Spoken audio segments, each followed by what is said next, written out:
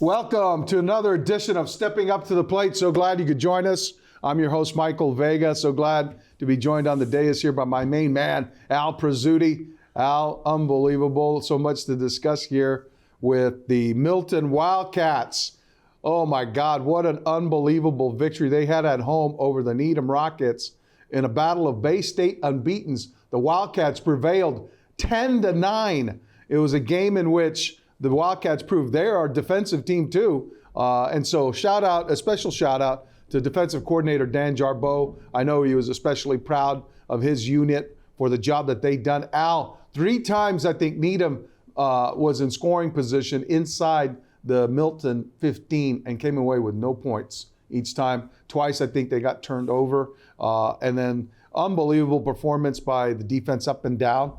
A special shout out to this young man, Mudia Odion Upkafor, who was just a beast on defense. He had 3 sacks of the Needham quarterback and was recognized as one of the Boston Globe Players of the Week for Division III. So congratulations to that young man. He's helped solidify offensive line. He's a two-way player, plays on defense, and you pair him with Griffin White on your rush end, and this team has an unbelievable pass rush. And then they're backed up by a really great secondary. I think Ferris Collins had a nice interception at the end there. But and then Aiden Rowley, coming through with a big field goal to put the team up 10-0, which wound up being the margin when Needham came back, scored in the second half, and then had a safety. So, this defense has been playing extraordinarily well. They played under duress for the majority of the second half. They held up well. And now they go to Taunton for a non-conference game down there against the Tigers, and then they'll come back home for the regular season home finale. I imagine that'll be senior night against the Natick Red Hawks before beginning the start of the playoffs. How unbelievable. It's already going to be here soon. But so we want to give a shout out to Coach Steve Dembowski, to Coach Dan Jarboe, the defensive coordinator of the Milton Wildcat football team, and to Mudia Odion Upkafor for a great performance that he had against the Natick Red Hawks. So onward for the Milton Wildcats. They're climbing in the polls. They were number 8 at last time, but they're sure to climb even higher now. But the one team that's not, there are 2 teams that are going in different trajectories is our New England Patriots. And Al, unbelievable. Who would have ever thought that after absorbing his worst defeat, in regular season, that Bill Belichick would come back and absorb his worst home defeat in a 34-0 shellacking by the New Orleans Saints that left everyone questioning the coach, whether it's time for him to go, the quarterback, and whether it's time for him to go. I don't know, Al. I mean, you and I were texting back and forth, and I think you've given up on Mac Jones, haven't you? Well, I take into consideration what a lot of people have said. It's not just Jones. Yeah. I mean, the offensive line is, horrendous. Useless. But the decision making, and when he has anybody open, he overthrows. I mean, he's not a great passer.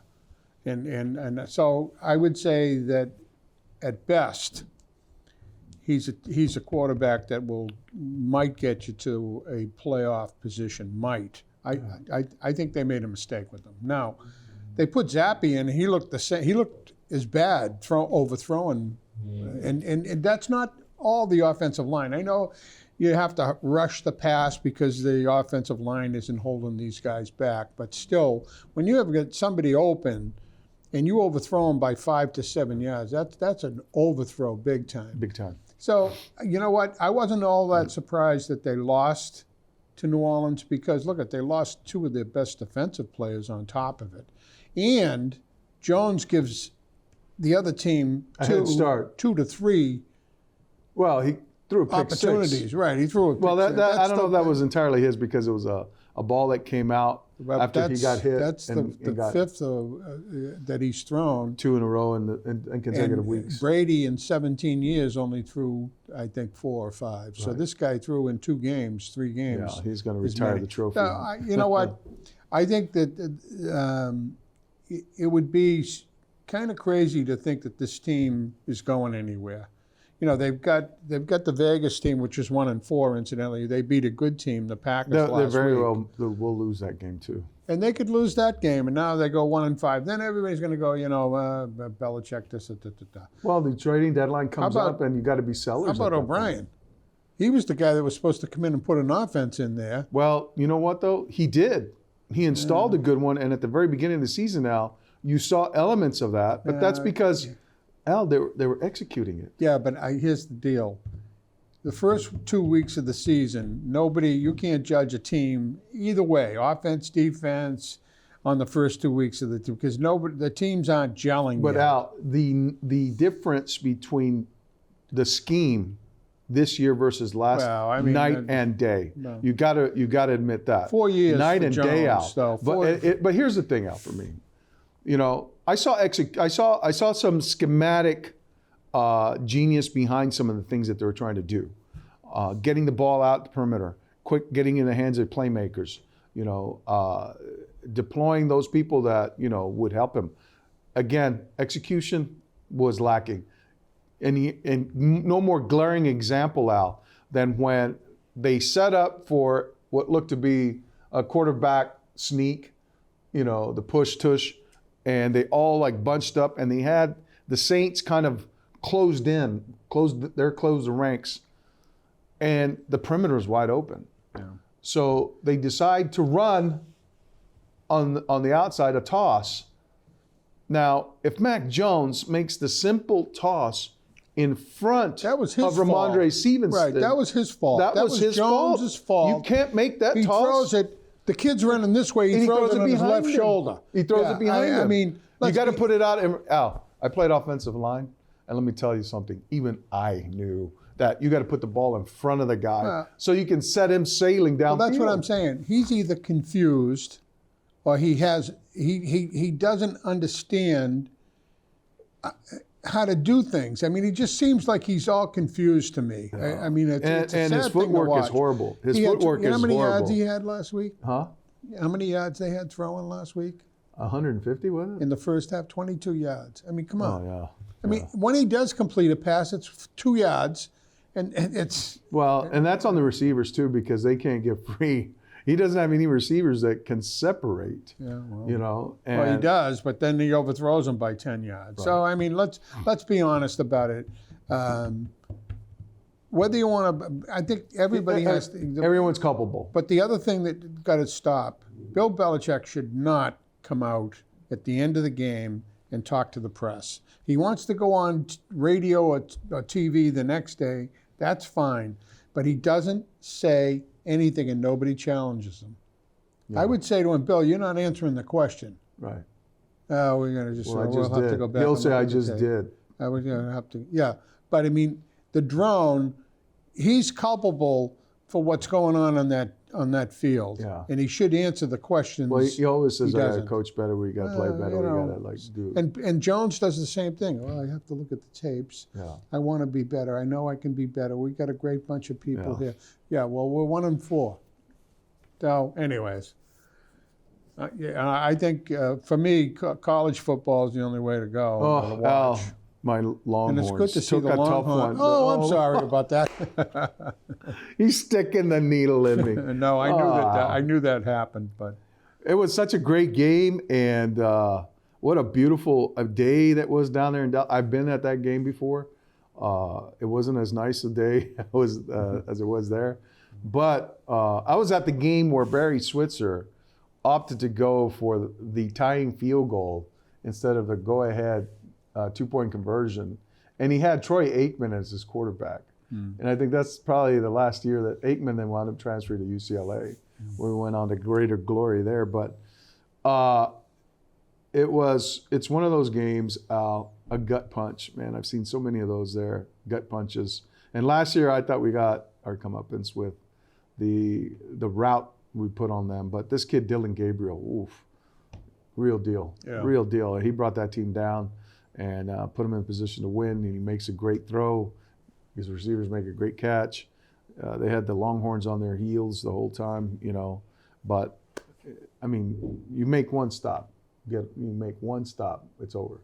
It's over because they had no timeouts. Well, at least when you're watching the college, any of the college games, I watched a little of the BC Army game. That was a good game. Let's get Castellanos. I mean, you got to give BC credit. I mean, I think Army was the favorite in that game, but they're competitive. They almost won the game against FSU. I'm still leader in the clubhouse in the picks. After going 5-5, I think the previous week, I redeemed myself. 8-2. Ooh. And my only picks that didn't win were Kentucky, who I picked over Georgia. They got waxed, and of course Texas. Longhorns. Yeah, well. And then, but I did get Louisville over Notre Dame, and that was a shocker. I was the only one to pick Louisville in the pick, so I gained some separation there from the rest of the field. Wow. But at any rate, it's exciting time in college football too. Some of the great games are coming up. Well, at least they're competitive games. I mean, you can watch them. I mean, it's hard to watch the Patriots. It just is very, very painful. Can't stomach them. I will say this: it's helped my physical side. Because you go out for walks? I watch the first half and it's over. So then I have the whole time to go out and either walk or do some exercise or whatever. Yeah, that's good for you, Al. So there's a plus to everything. Well, you know what's also a plus? That it's start of the Bruin season, Al. I'm unbelievably excited. Well, it was an interesting thing about the Bruins this year. Their 100th anniversary. It is the 100th anniversary. And I watched the press conference that they had on Monday, I think it was, with Jacobs and Sweeney and Cam Neely and the coach, Montgomery. And some of the questions, at least the questions, it was interesting to watch the responses because these guys don't do a Belichick. They actually answer the questions. And they're pretty good questions, and they don't announce, at least you can't hear who's asking the questions. Right. But it's usually directed either at Cam Neely and Bubba. I think Cam does a nice job with the press. Yeah. And he says some things, even on Marchand, when people were questioning whether he should have been the captain, and he said, he's come a long way. I mean, this kid, when he first came into the league, had some issues in terms of, So, anyways, a couple of things tonight. I did watch the Chicago-Pittsburgh game last night, and I was surprised that Chicago came back as well as they did. Yeah. Pittsburgh looked like they were going to be the better team. It's going to be interesting because the Bruins made, I think, a bad move when letting Laurie go down to Providence. But that doesn't mean he can't come back. No, but he's been their best defenseman all preseason. So now, whether you want to say he would have been their fourth defensive group that goes out and they want to give him more time down there, Perhaps. He won't play 25 minutes or 22 or even 19 minutes here. He might do that at Providence. And they'll keep him, ready to go. But what does he show down there? I mean, he's probably better than anybody down there. He showed a lot last year. Fabian Lysell has been a disappointment because he's sent that's the down one I was there. thinking about. Well, he's been a little he didn't play well in the preseason. I think he needs a little more seasoning with the bigger guys because that. But Danton Heinen, they haven't signed him. So whether he plays or not, I don't know. Yeah. Potro, or however you pronounce his name, Poitras. Matty Poitras. 19 years old. Connor Bedard's 18? Well, I'll tell you what he is. He's a puck hound. When he sees the puck, he goes and gets it, and he has some pretty nice moves. He made a move the other night in that game where he came out, spun around from the defenseman, then came into the goalie and went right over his shoulder. I mean, it was a beautiful goal. Well, so those are the things they need offensively to kind of spark the team. And I think that, Al, in this season, one that's going to be reflected in many changes, from the leadership of the group to, the departures of guys like Krejci, Taylor Hall, Foligno, Connor Clifton, You know, Bertucci. this is a complete turnover of the roster almost. No, not really. I'll tell you what they did though. That's kind of. They got the core group intact. Well, they still have a great defense. Yes, and no that's doubt. what this team has been from the days before. Yeah, you haven't really turned that over. I think you've added to it. Yeah, and I think that the where they're going to have a little trouble is maybe on the draws. Yeah. Because they lose 60 and a high 50% draw guys, and you got some guys that are just young. You don't know what you're going to get there. Yeah. The power play, I think, scoring goals could be a problem for this team, but I think defense and goaltending wins. Yeah. The interesting thing on the goaltending is I think you're going to see there's a controversy here that nobody talks about, and that is who's the number one goaltender. Now, you had a kid that won the Vezina Trophy last year, had the best preseason, because that's what the Vezina Trophy is based on, on the season, not postseason. Right. He wasn't very well. He didn't do very well in the postseason. He lost some of those games for the Bruins. Now, Swayman has had a better preseason than Ullman. Busey had the best showing of the three, and he's going down to Providence. I guarantee if Ullman doesn't play well, because he makes $5 million a year, they trade him, and they go with Swayman and Busey. That might be the call. Then they get. But Olmark is going to start in that. Well, he's going to start, and if he struggles, it wouldn't surprise me to see them go and get a center. Yeah, they could an established center that's maybe 28 to 30 years old. Right.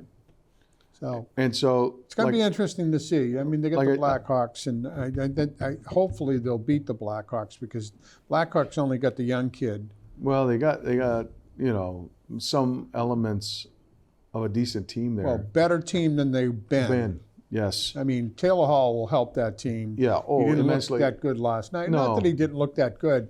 Everything was based around Connor Bedard. Much of the focus. And his first game in the NHL. But Sean McDonough does a great job. I think he calls a good game. Yes. Compared to the guy that does the Bruins games, who I don't think is going to make it this year. Jack Edwards. Jack Edwards, I don't think is going to go the whole season. Maybe. Yeah. Maybe, but he's struggling. He doesn't even call the game well anymore. No. You know, it's a shame. It's a shame. But Brickley helps him quite a bit because Brickley at least knows the game. Right. So we'll see. And he handles a lot of the post-game stuff too, which is good. But excited to see that. I watched the Blackhawks and Penguins with great interest because I wanted to see Connor Bedard. I want to see how he held up against some of the physicality in the NHL. And I was surprised that they rallied to beat the Penguins after being down, 2-0. They come back with 3 third-period goals. But, he had a hand in the first goal by Ryan Donato, no doubt, no less. Bedard did. And it was a nice tally for Donato, in that greasy area where he got. And I'd like to see more of those goals for the Bruins. Yeah, well, Donato's always been offensive. I mean, his problem has always been defense and coming back and back checking and stuff like that. And it's leading to my conversation about the return of Milan Lucic. Brad Marchand was through the moon when he heard that he was coming back. Lucic was through the moon when he heard that they wanted him back. Kim Neely said it best about Lucic.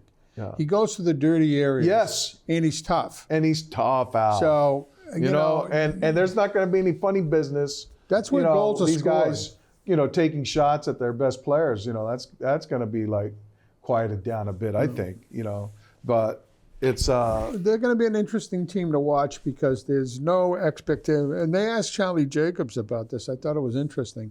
And in Montgomery. Yeah. Did last season raise the expectations or diminish the expectations for this year? That's a good question. Yeah. No, because they won 65 games. They had 135 points. And people look and go, if this team wins 50 games, still will make the playoffs. Yes.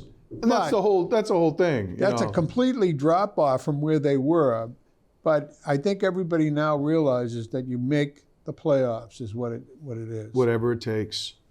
And if you get into the 8th or 7th spot, Yeah. like Florida did last year, you can win. Yeah. So, and the Bruins have the defense and the goaltending. I think, I'm not a huge Ullman fan, but I think they have the defense and the goaltending to win. They got a good tandem with Ullman and Swayman. And the other tenants of TD Garden, the Boston Celtics got off to a rip-roaring start at home in a win against the 76ers, where a lot of the starters played limited minutes. Yeah. So we got to see the second team. Actually, it was instructive, Al, because you saw these guys come from behind and win. And let me tell you something. I'm so happy for Peyton Pritchard. He got extension. 4-year extension. And you know what? Now he knows, okay, I'm here for the term. You know, I'm going to, and he's, look how he's playing now with like just a freedom. You know what it is with Peyton Pritchard? He even looked good when they put him in a limited role. Yes. So everybody would always say, how come they don't play Peyton more? How come they're not playing Peyton more? Right. That was a thing that happened last year. Now they sign him. He feels like he's at home. He scored, 28 points the first night, and then he followed it up with 21 points the next night. Well, he scored 26 points in 23 minutes that first night. Yeah. And he can shoot. He can shoot, no doubt. And he's a penetrator. Yes. And he gets involved in getting those boards, you know, and stuff. Problem is going to be how much he plays with Holiday and White. And White, right. I mean, but Al, when the first team was on there, I was excited. I was really excited. When I saw Kristaps Porzingis, oh my God, I was really excited. And, you know, he makes you forget about Rob Williams. He really does. But the other kid, this kid, Nemias Queta, who comes in and he plays out of his mind too. And like, I'm like, wow, they have some people. This kid, Delano Banton, unbelievable. O'Shea Brissett, the guy jumps out the building. You know, I mean, they've got some talent on that second roster, on that second unit. The guys will go at you. You know, they will go at other guys. And that's the thing, you know, like when you play like Miami had their starters, but it's the guys that came off the bench that would go at you hard. Oh, they killed you. They killed us. Yeah. You know, they had the Max Strus, the Gabe Vincents, those guys that toward came the off. end. Yeah. It wasn't those guys. Well, you still had Jimmy Butler and those guys. But Bam Adebayo. And the thing is that those teams always had answers on their second unit. And, you know, the Celtics had maybe one or two. I think the biggest thing for the Celtics, though, is I think they put together 4 of the 5 on that starting are all-stars. Oh, no doubt. Is how you manage these guys, or how you coach these guys. So Mazzulla's going to be under the microscope more so this year than he was last year. Well, you know, he'll be able to rest Tatum more. I hope so. He'll be able to rest Jaylen Brown more. He'll be able to put it on, like Drew Holiday maybe in certain games. He'll be able to put it on Porzingis.